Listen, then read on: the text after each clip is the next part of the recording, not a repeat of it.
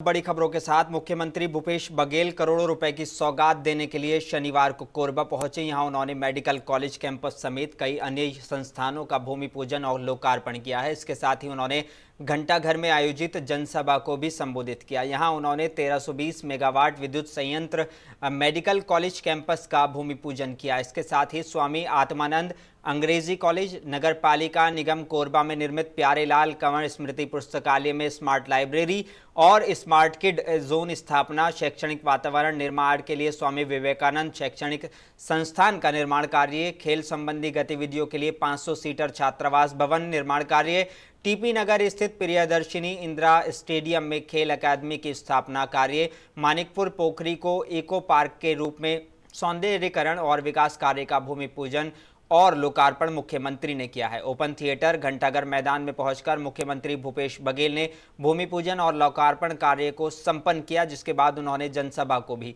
संबोधित किया।